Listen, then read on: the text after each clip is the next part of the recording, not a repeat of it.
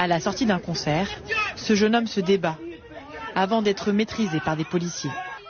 Des arrestations violentes pour traîner de force des civils jusqu'à des centres de recrutement. Partagées sur les réseaux sociaux, ces scènes terrifient les Ukrainiens. Les hommes visés sont ceux qui n'ont pas répondu à leur convocation militaire.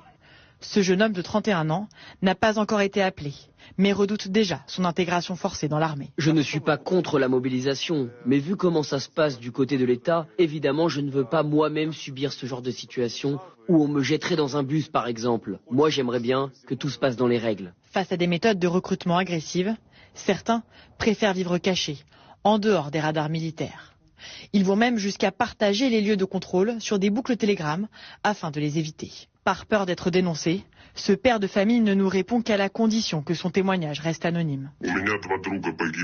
J'ai des amis qui sont morts à la guerre parce qu'on les a jetés dans un bus et envoyés en enfer. Depuis le début de la guerre, Oleg vit confiné. Sans emploi, cet ancien chauffeur de taxi survit grâce à l'aide de ses amis.